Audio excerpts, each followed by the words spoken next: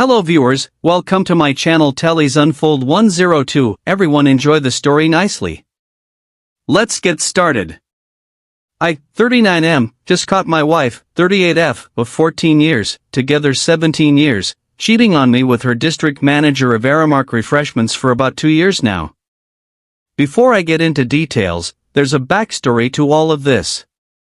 I want you all to get a full picture and decide if she was entitled to cheat or did I just pay off a debt I owed. In 2012, I took my wife to get her tonsils removed at the hospital. They gave me her belongings as she couldn't take them inside surgery room. Her phone kept buzzing. I took it upon myself to see who was blowing her up and I read tons of inappropriate emails with another man at work. She was reading a 50 Shades of Grey at the time and was referring to the man as her Christian Grey, something she would call me. I was pissed and wanted answers, but unfortunately she couldn't talk after surgery. So on the drive home, I handed her a piece of paper with a pen to answer all the questions I had and she wrote, "It was nothing but flirting." I grabbed my 2-year-old and briefcase of clothes and went from CA to AZ on a mini weekend getaway with my support team, my best friend and his wife, to stay away from her for a while. Once back, she informed me that she deleted her email and it won't happen again. Fast forward a few years and I just could never get over the fact that she would betray me the way she did. I wanted to get even and felt that it was the only way to move forward from it. I met a client who showed me some attention. We started texting and while my wife would go out with her friends and party, I would secretly leave my son with my mom and go see this woman. We had an affair and eventually fell in love with this other woman. After about 9 months, my affair partner tells me she's pregnant. First thing that came to my head was playing Usher's confession song and actually confessing to my wife, which I did. She took it pretty well as she told me she had an idea and that God was preparing her for that moment. I told her that I wanted a divorce and would like to start a new life with this other woman. She told me that we could work things out, to go to church more and get therapy from the pastor and all should be great. How could I say no to that? I had to break the news to the pregnant AP who was under the impression that we were going to start a new life together, the bad news that we weren't. Fast forward a few months and I find out my wife is now pregnant, 3 months apart from AP. She wanted to feel more secured over the other woman, so she basically forced us to have another child together. It's December 2014 and I went from having 1 kid to 3 kids in a blink of an eye. It's been crazy, but I'm there for all my kids. Now let's jump over to present time. Wife and I have had our fair share of bumps on the road, but I truly am loving the way we are raising our beautiful children. I have come a long way and have been faithful and committed to rebuilding our relationship. I go out of town for work from time to time, as does she. Just found out that for the last 2 years, she's been having this affair with her boss. Every happy hour, event after work. Every time she spent doing overtime. Every trip to San Diego or Valentine's Day in Portland. He was there keeping her warm in a hotel room. Here's how I found out. She went for drinks after work and I asked, "What time do you plan on being home?" She tells me 9 p.m. 9 p.m. comes around and she's nowhere in sight. I call her and nothing. I get a text with a picture of her girl coworker and it's informing me that she's just grabbing a few more drinks before heading out. I found it so weird that she could text me but can't give me a call. I zoom into the picture into a napkin that was on the table and see where she's at. I drive 45 minutes from home to look for her and there she is.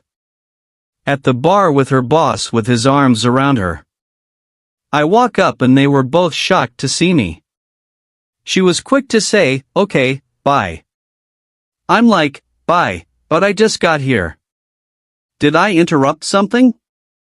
She proceeds to tell me she's closed up her tab and she's leaving. I stay with her boss. The boss is drunk at this point and he's talking to me about his wife. He tells me that she doesn't pay any attention to him and how they do whatever they want. This is the first time I meet this guy and he's getting personal. He asks me if I've ever caught my wife cheating, and I proceed to let him know that I haven't, but if I do, it wouldn't be a pretty sight. He orders another drink and I see my wife calling him on his phone multiple times. I found that very odd. In the middle of his drink, he gets up and leaves to what I thought was the bathroom, but he actually leaves the bar. I take off home and have tons of questions for my wife. Her response was, "I'm sorry, I should have told you he was with us as well." I've never been the jealous type, and a friend told me to check my phone records. Oh my God.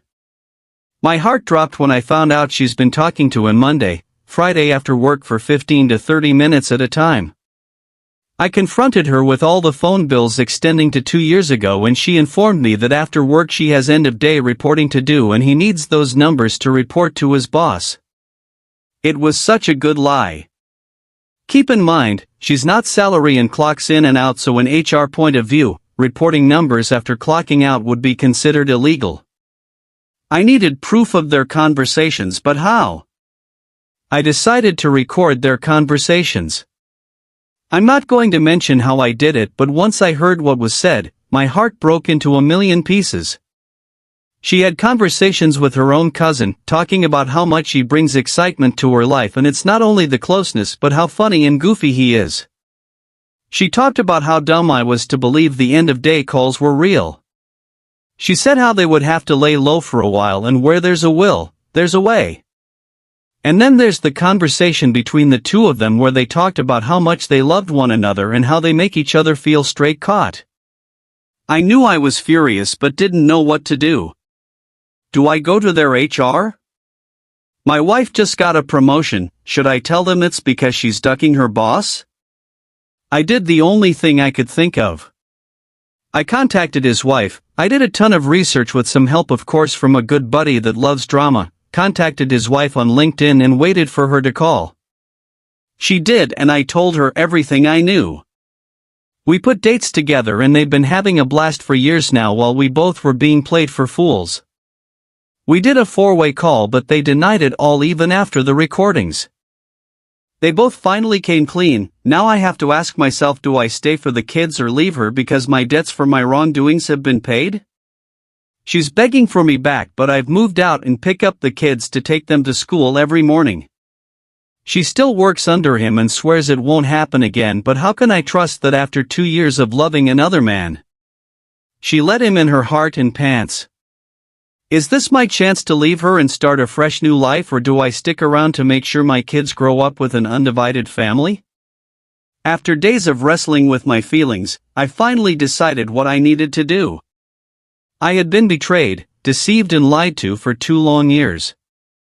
The hurt was too deep, the wound too fresh. I couldn't let this slide, not after everything I'd been through. I couldn't allow my wife and her boss to get away with their infidelity without any consequences, so I began to plan my revenge. My first step was to gather solid evidence. I had recorded their conversations and I had screenshots of their inappropriate messages, but I needed something more damning. I remembered that my wife had given me her phone's passcode for emergencies. One night while she was asleep, I decided to look through her phone. What I found shocked me. There were explicit videos of her with her boss. It was a hard pill to swallow, seeing my wife being close with another man. But it was the evidence I needed. I transferred the videos to my laptop and deleted them from her phone. Then I waited for the right moment to strike. That moment came a few weeks later. My wife had a presentation at her office and her boss was supposed to be there too. I knew that they usually connected their laptops to a large screen for presentations. So I devised a plan. I uploaded the videos onto a USB drive and managed to swap it with my wife's presentation USB just before she left for her meeting. As the presentation began, I slipped into the back of the conference room unnoticed. As my wife connected the USB to her laptop, the explicit videos started playing on the big screen. There was a collective gasp in the room, followed by awkward silence. My wife turned pale and her boss looked like he was about to pass out. I stepped forward, holding up the evidence I had collected. I told everyone in the room about their 2-year affair. I exposed their lies, their deceit, their betrayal. I ended my speech by saying that I had already sent all the evidence to the HR department and the board of directors. The aftermath was swift and brutal. My wife and her boss were fired immediately. Their reputations were destroyed and they became social outcasts. The humiliation they felt was palpable, and I felt a sense of satisfaction. I had finally gotten my revenge. I filed for divorce soon after. My wife begged me to reconsider, promising that she would change. But I was done. I had given her a second chance before, and she had thrown it away. I wasn't going to make the same mistake again. I moved out and focused on raising my children. I wanted to ensure that they grew up in a loving and supportive environment, despite their parents' broken relationship. Over time, I managed to rebuild my life. I found a new job, made new friends, and even started dating again. It was a slow and painful process, but I came out of it stronger. As for my ex-wife, she struggled to pick up the pieces of her shattered life. She lost her job, her reputation, and her family. And in the end, she lost the man she claimed to love. My story serves as a warning to others. Cheating is a choice, not a mistake.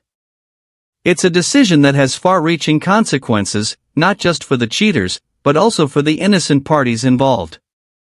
It destroys trust, breaks hearts, and shatters families. And no matter how well you think you've hidden your infidelity, the truth always comes out in the end.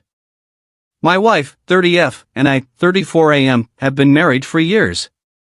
In that time, we had 2 kids, and I thought that I had the love of my life and best friend.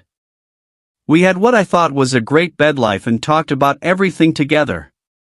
I thought I would be with her until the day I passed.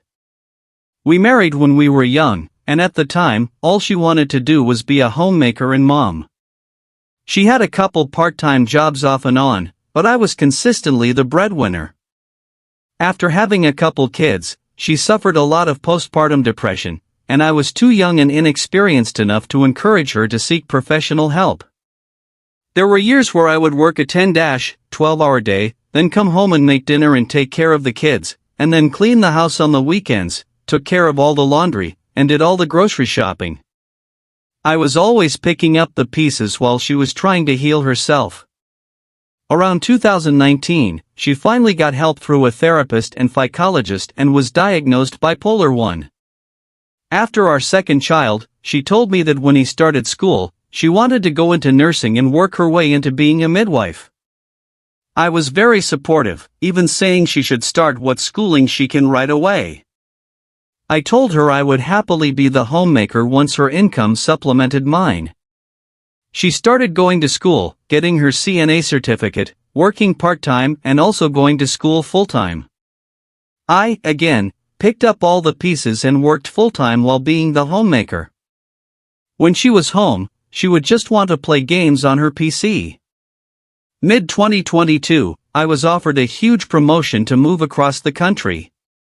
My wife and I talked about it, and it was just too good to turn down. While talking about this, she decided she wanted to take time off from working and school and focus on helping me and the kids through the transition. She told me that she knows there were years where I was holding everything together and that she just wanted to try to start repaying me for that. We moved at the end of 2022. I was there first, and she followed with the kids a month later. Company paid for everything. She didn't even have to pack, the company paid a moving company to take care of everything. Now here is my failing. While I was down here, I did start going on OnlyFans and became obsessed, eventually spending about $2,000. She found out while she was traveling to move here and was obviously hurt. We fought for about a month about this. My wife told me to delete it right away and never go back on it the night she found out. I complied, I deleted it, and haven't been on it since. After about a month, my wife seemed over my OnlyFans failing and we were having a great time exploring and getting to know the new area. She was trying to learn some SQL and Power BI, reporting, while the kids were in school, saying she wanted a work-from-home job. She had also begun going to a local D&D game every Wednesday night at my encouragement. Side note, for about 4 years at this point, we had used the talks of swinging as foreplay. We were never super serious about it, but it was used as a turn-on in our bed life. My wife wasn't super into it at first but eventually loved the idea of it. In late February of this year while at a game night, my wife met a new man who invited her to a Star Wars tabletop game that happens every Friday. She came home and told me about it and also said that this guy was super hot. I asked if she wanted to fool around with him and she said, yeah, I wanted to talk more about it to try to set ground rules in case anything happened, but she didn't want to talk about it too much. The first Friday came and she hung out with him after. She asked me to make sure I was okay with it and I said I was. I even encouraged it, but when she was with him she handed him her phone and he started snapping me videos and telling me she had a new daddy. I thought I'd love it but I hated every second of it. When she got home I told her how I felt and how I didn't want her to do it again. She said she was disappointed because she liked it but said nothing was worth losing me. I asked if she would delete him from Snapchat and quit the game groups and she agreed instantly. We fought here and there over that weekend and on Sunday she told me she was really upset that she was losing the gaming events. I agreed that she can go to the games but asked that she not be alone with this other guy and she agreed. Over the next month we fought off and on. My self-confidence was shattered and I was in need of her to build me up, but she didn't want to. About a month later on a Wednesday she left our kids, 10 and 6, at home alone to go to D&D early. I told her she can't do that and she just said the kids were fine. Later that night after D&D she said she wanted to go out for drinks with one of her friends from the group. I said I'd rather she come home but then she ignored all my texts and calls and didn't come home until 3 a.m. She had her location sharing on and I saw her sitting in a random parking lot for about an hour at the end of the night. When she got home I was furious at her for ignoring all my texts and calls. She told me she just wanted a night out with friends. The next morning she told me that she had been seeing the other man for a month and loved him. She told me that she texted him inappropriate messages, hung out with him while the kids were in school and I was at work, and had him in our house. Within hours she was telling me that there were much deeper problems in our marriage and that I'd lost my zest for life. She agreed to be done with the game nights and to have no contact with this other guy. I left that weekend to go home and be with family. While gone she smashed all our glasses and plates and stated she did it instead of hurting herself. She also wanted to go to the gym while the kids were home and I told her she can't leave them home alone. She responded by saying she was going to go smash more things. When I got home she said she wanted to split up. I told her I want to work on us, but her mind was made up. About 3 weeks of constantly fighting later I learned that she opened her own checking account, was applying for jobs, touring apartments, and had her mom put a lawyer on retainer for her. She said we were over. I told her she wins and that I'd leave. She thanked me, said she was so sorry for everything she did, and told me she'd try to make sure I see the kids as close to 50% as possible. I asked her to stay away from this other guy as a favor to me so I could keep my dignity, but she insisted none of this was about him. It was a Friday and we sat the kids down, told them. They were devastated and cried for about an hour. After things had calmed down I packed and left the house. I was going to stay with my cousin about 2 hours away. When I got to my cousin's house I told her the whole story. She asked me what I wanted and what my gut was telling me to do. I told her I still loved my wife and wanted to fight for our marriage. She told me to do that. So I drove back home and called my wife ahead of time to tell her I needed to get something important to me and then I'd leave. I came home and got my wedding ring. I told my wife I loved her and that I will always fight for us. She said nothing. She was cleaning the kitchen, which was unusual. I left to go back to my cousin's house and stopped for gas. While I was doing that, my Ring camera went off.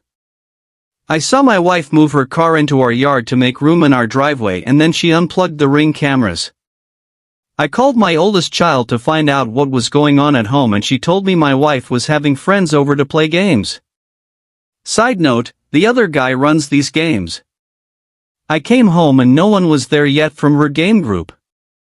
I came in the house and my wife came racing to the door wearing makeup, which was unusual. When she saw it was me, she became unhappy and asked why I was back. I went to our kids' rooms and asked them to get socks and shoes on and that they were coming with me for the night.